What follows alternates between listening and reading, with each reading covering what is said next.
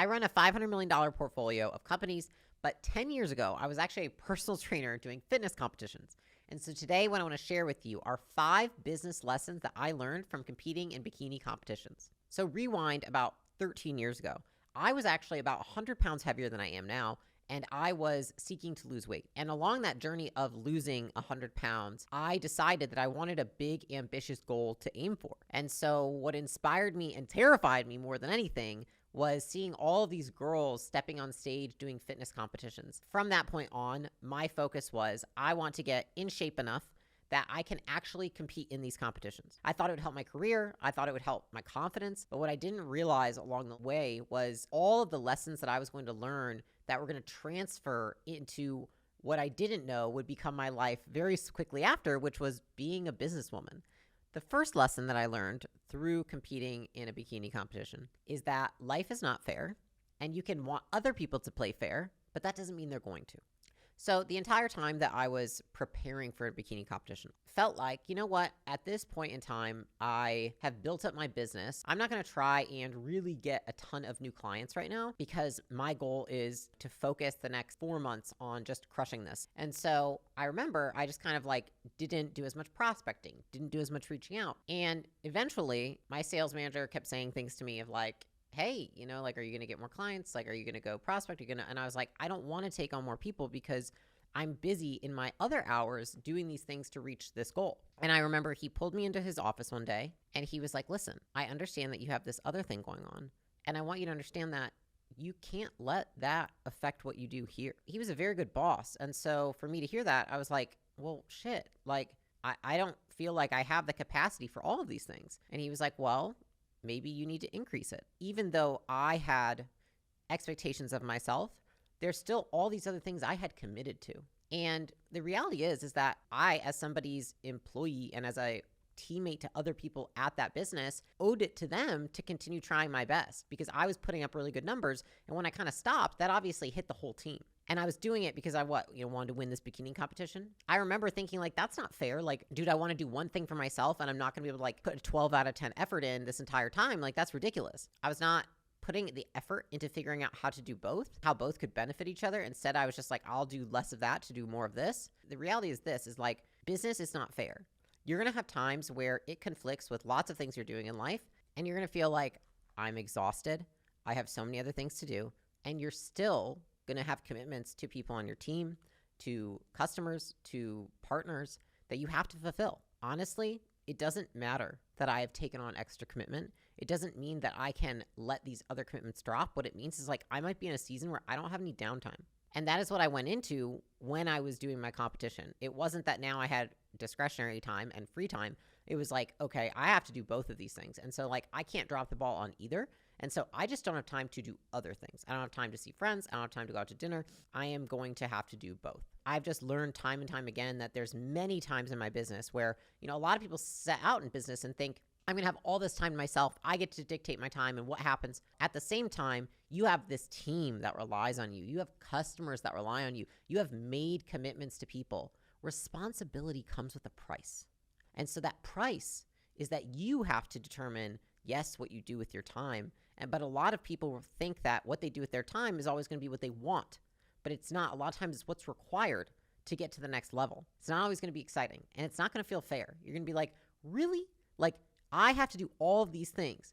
Yes, welcome to being a business owner. You have to do more than everybody else, and nobody cares if you don't feel good about it. Another way that this came up, I was actually leaving work. It was probably a week before that conversation with my boss, and I was checking my bank account. And so I was like, holy crap, I didn't realize like all the signups I was doing, how much money that was making me. And I remember thinking, okay, now I have all these bills I have to pay for this competition. And so I was driving, looking at my bank account, and I literally got pulled over by a cop who was like, you're texting and driving. And I remember in that moment, I was just like, dude, just fucking give me a break. Like, and I literally show him, I was like, no, I start crying. I was like, I was checking my bank account because I don't know if I have enough money because I'm doing this freaking competition and I'm fucking starving and I'm tired. And I now apparently need to go sell more people, even though I don't want to fulfill it because I'm busy. And I remember this guy just looked at me and he was just like, I'm really sorry. Sounds like you're having a really bad day, but I still got to give you a ticket. And I was like, life is not fair. I think it was really great that he still gave me the ticket because it taught me that acting like a victim doesn't get you what you want. Life is not always fair, and sometimes you just have to toughen up and grow some thick skin. I think that entire process, realizing that I chose to compete in that competition.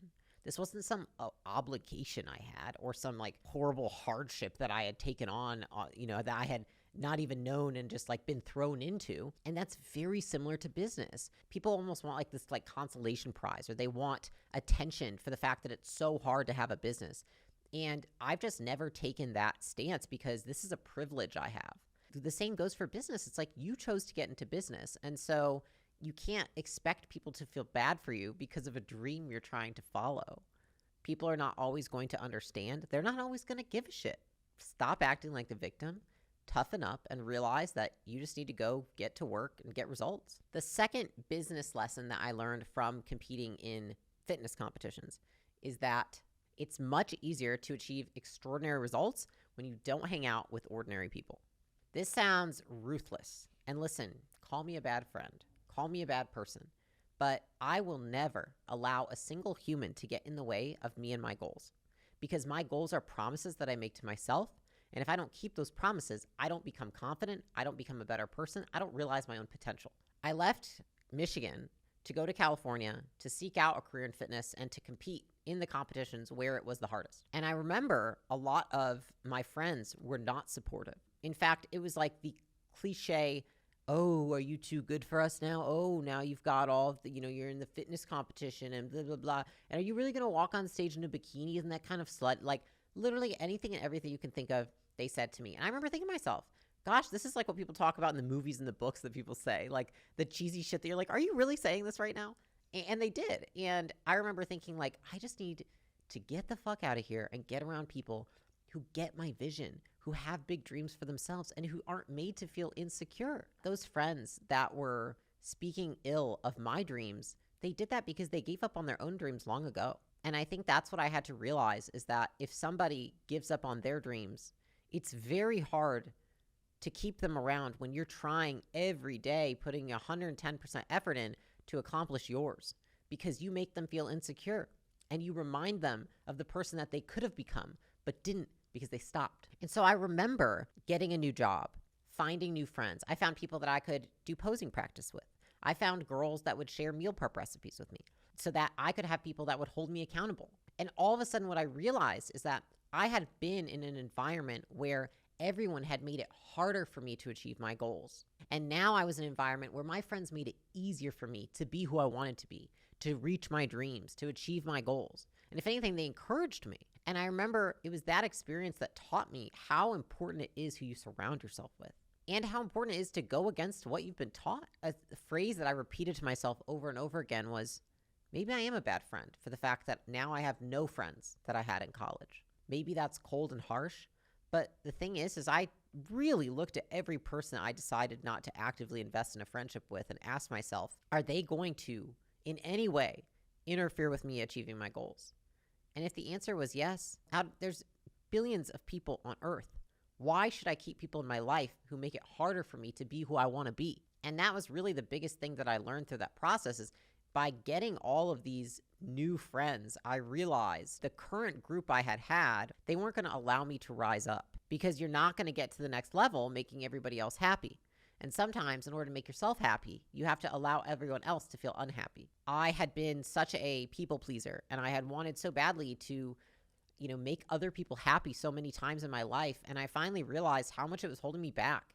That was a huge unlock for me, not just at that point in my life, but later on in my business career. Because when I first started Gym Launch, in the beginning for the first 18 months, it was a huge struggle. And we were eating shit and not succeeding. And the people I had around me, they were trying to encourage me, trying to say like, keep going, you're going to get there. But you know what's funny is that when I got there, they stopped saying that. About 18 months into just absolutely eating shit, everything turned around very quickly. And then it was like we went from 0 to making $2 million a month in about 10, 12 months time. And it was like all these people who had been there for me in the beginning and in that phase where I was first starting the company and they were rooting for me, it was like nobody wants to root for the underdog once they're no longer the underdog. And they say, oh, maybe now you're a threat. I made them feel insecure. And so they were like, I don't want to feel insecure. Therefore, don't keep achieving your dreams. Don't get bigger, Layla, because I feel smaller if you get bigger. I have probably every 18 months had to reassess who I'm friends with because of this. Now, I will say this. I do not consider myself to do that to other people. And that's because I'm highly aware of it. Anybody who I'm friends with, I want to make sure that I make it easier for them to achieve their goals. And I consciously think about that. I do not think many people do this. What I've found is that each time I've reached a new level of success, there's usually a few people that start to interfere because it reminds them of the person that they could have become but chose not to because they decided to opt out or quit. I'll find people who start disagreeing with the way I'm doing things. Like, they're not bad people. But if somebody speaks negatively of my dreams to me, they will not remain in my life. And I feel very, very convicted about that because it worked then, it worked later, and it works now. If somebody's going to interfere with my goals, there's no space for that in my life. You can't be everybody's friend, and you shouldn't be everybody's friend. The third business lesson that I learned from competing in bikini competitions is that success is found in who you become, not what you get. When I was going to have my competition and how I was going to feel the day that I won, like, I would visualize how different I would feel after. I don't think at that point in my life I had had any huge successes. I had this dream of what it would feel like to stand on stage and receive a trophy, how confident I was going to feel after. I think that's actually what I really wanted, was like, I thought that winning would make me confident. And so I remember I showed up the day of the show and I go backstage and I'm thinking, these are my people. I'm going to suddenly meet all these people that I'm going to be friends with, and we're going to all root each other on, and we're all going to want to win and help each other. Instead, there's girls crying in the corner, about how they look fat. There's other girls like taking drugs, which I didn't know was a thing. And I was like, oh gosh, well, this is not what I hoped for. And then finally, the time goes where I have to step up on stage. When I got second place, thinking like I was going to feel so good for being like a first-time competitor in a nationally qualified show to get second place, I felt nothing. I remember stepping off stage and going to dinner afterwards with some of my team, and I was like, I don't feel any more confident. I thought that if I competed in a bikini competition, I would have confidence. And I wanted all those things so desperately because for so long I had felt so terrible about myself because I'd been so overweight, and I just wanted so desperately to feel good about myself. And I thought that for some reason, receiving a trophy would make me feel good, and it would suddenly change my entire self-perception. And none of that happened. I remember leaving and I woke up the next day and I was like, I feel the same. And when I looked back on it, I realized, life happens on the way to your goals, not once you get there. All of the confidence that I did get, I got through the process. I didn't get when I stepped on stage. All of the respect I gained for myself was in all the little moments when I said no to going out. I said no to a drink. I said no to dessert. I stuck with the plan. It wasn't when I stepped on stage and received a trophy. This was the first time in my life when I realized that every time I aimed for a goal, it was often because I thought that goal would make me happy. And this was like the pinnacle moment for me where I finally realized no goal will ever make me happy. I've already said goals would make me happy, and guess what? They didn't. But the process of achieving the goal, that was what was worth it. And the funny thing is the entire process of getting ready for this competition and putting myself through this and losing the last however much weight and getting stage ready and doing it while I was still building my business and new to California, it was hard as fuck. It wasn't enjoyable. It really taught me that success is about who you become. It's about the character that you build. And most of that is not found in easy times, and it's not found when you're handed a trophy. And this really translated when I sold my business. I think there's this huge illusion that when you sell your business, there's going to be this pinnacle moment where everything's going to change when that money hits your bank account. And I was recently on a podcast where it was actually Ed Milet. He asked me, he was like, how did it feel to sell your business? And the funny thing is I remember the moment that we sold the business, I remember the same feeling I had then. It was the exact feeling I had when I had been on stage and got the trophy. Like, aren't I supposed to feel different now? But different is created through the process, not this artificial ceremony of what you just did. And I remember thinking, you know what? That's okay. It wasn't about winning. It wasn't about the prize. It was about who I was going to become on the way. And it was a huge frame shift for me because I think those two moments together have really positioned me for where I am now, which is like I am all about the process and I am not focused on the outcome for the hope that it's going to suddenly change me as a person. That's not what it's going to do. No success does that. It's the process. I will forever be an advocate of striving for success, not because of getting a lump of money or of having a ton of fame or of having a giant business and there's so much status. Like, it's not about that. It's about what you learn along the way about yourself and doing it in a way that builds your character rather than tears it down. Doing it in a way that is ethical and that you build respect for yourself rather than some people who do it in a way that it tears them down and they lose respect for themselves for the way that they build their business. The reason I'm such an advocate of it, like of the fitness competition and of building a business and of doing things that are hard, right, that you don't need to do, right, and that people will always tell you, you don't need to do any of this, right, you have enough, right? If you set out with the intention that who you become is more important than what you get. That was one of the most invaluable lessons I could have learned. And I'm really grateful I take it with me to this day because, in building acquisition.com, I'm not thinking, yes, do I want to get to $1 billion? Yes. But why do I want to get there? I want to get there because I want to see how I can do that while maintaining my values and character. How can I become a better person of higher integrity with stronger character and hit $1 billion? That's what I want to see what's possible. It's not about the money. It's not about of course not. The fourth business lesson that I learned from competing in a bikini competition is that your thoughts do not determine reality. Your behaviors do. I cannot tell you, especially around the time when I was competing, this was almost 10 years ago, the amount of things out there, like your thoughts become reality, you manifest it into life. And I was like, well, then I'm fucked because all I was picturing was like me eating shit on stage, me stepping on stage and people laughing at me tripping on my routine. Everything I pictured, it was just awful. And what I know now is the reason I have positive thoughts, I had no evidence to support this was possible. I had evidence that I'd been fat. I had no evidence to show me that it was even possible for me to win a competition, let alone step on a stage. I had all these terrible thoughts about what it was going to be like on show day. And I remember the moment they called my name up, I was like, oh my gosh, I just pictured myself tripping and blacking out, all this stuff. What happened was I did black out. I was so nervous that I stepped on stage and I truly don't remember what happened. I remember feeling shaking uncontrollably and thinking, God, they have to see how badly I'm trembling and how much I'm sweating. Then all of a sudden I was on the side of the stage and that was where I was at. Ironically, that didn't happen.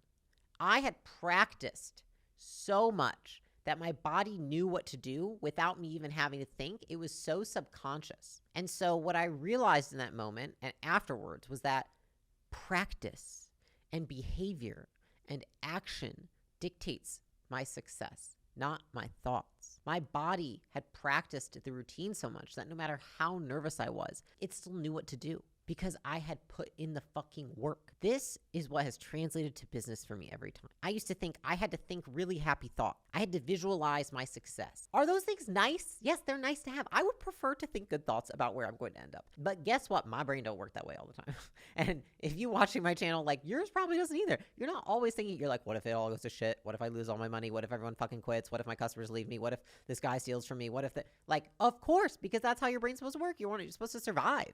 And so I have never pictured any business that I had, I would say until very recently, being a monumental success because one, I didn't have evidence, and two, that's not the way my brain works. I don't subscribe to my thoughts have to be positive and I have to be visualizing my success to have it. Instead, I focus on my behaviors. Now, here's where people get twisted is they think you have to think a certain way so that you can have it happen. No. Oftentimes, when people visualize success, they're then more likely to take actions that then lead to success because they believe it's possible. Now, where you can interfere is you can have thoughts that it's not going to be successful, and you can say, I'm going to take successful actions despite my thoughts because I want to prove myself wrong. And that is what I do on a consistent basis. In my business, when I was competing in the competition, I was like, I'm going to outwork my self-doubt. And so you don't have to get yourself to some state of mind where you're visualizing this crazy billionaire, millionaire, whatever success.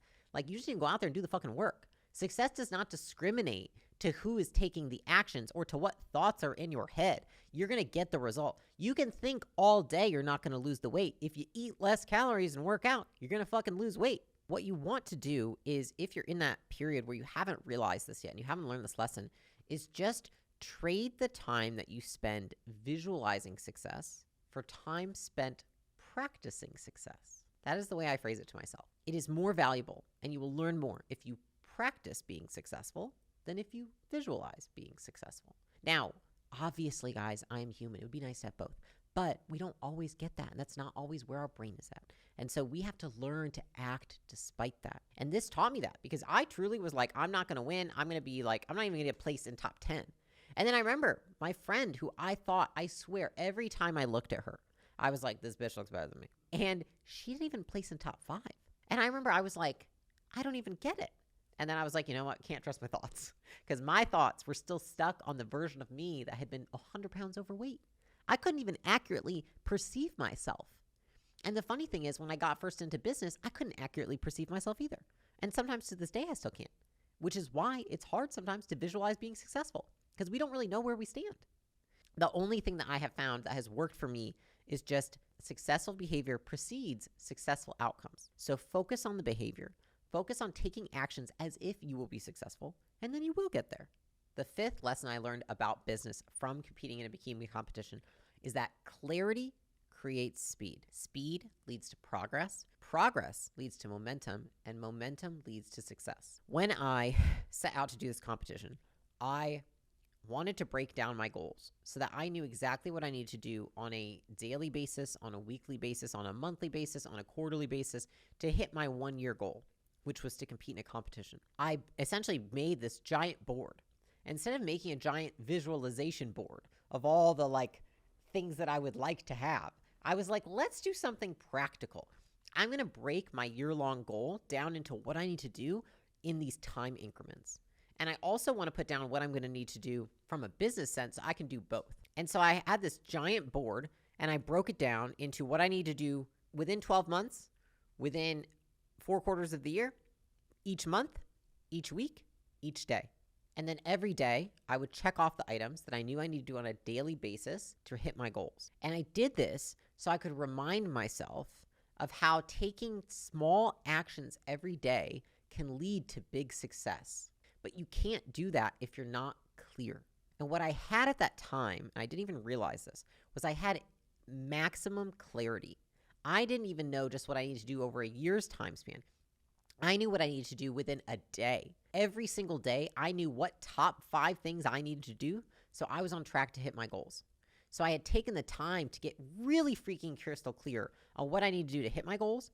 And then I wrote it down, and I put it somewhere that I would never forget. I put it right in front of my door, so every time before I would leave, I would see it, and I would make sure I would do those things that day. And the funny thing is that this is the same process that I have learned to use in business. I've learned that I need to get crystal clear. What do I want 12 months from now? And then I'm going to reverse engineer into what I need to do on a daily basis to hit that goal. And the reason a lot of people, guys, I think burn out is because they are not able to tie the actions that they do on a daily basis to a large goal. If you want to delay gratification, you need to learn how to reinforce behaviors on a micro level. Because on a macro level, I'm not going to hit my goal for a year, 2 years, 3 years. But if I know that every day I'm chipping away at it and that the things that I did that day are going to one day lead to that success, you're going to gain a lot more momentum than if you're just flying blind. This only works if you stick with it. So if you're the type of person that writes down what you're going to do, and then you sometimes do it, you sometimes don't, you're breaking promises to yourself. The reason this worked for me, and it continues to work for me, is that because when I write it down, for better or for worse, it's going to fucking happen. I'm going to commit to it no matter what. If it's on my calendar, it's happening. So if I write a list of 5 things that I'm going to do, and I miss one every day, I'm 20% behind at the end of the year. And so because of that, I ask myself this question most days. What was the plan last night? Before you felt like shit today? Before you were nervous about today?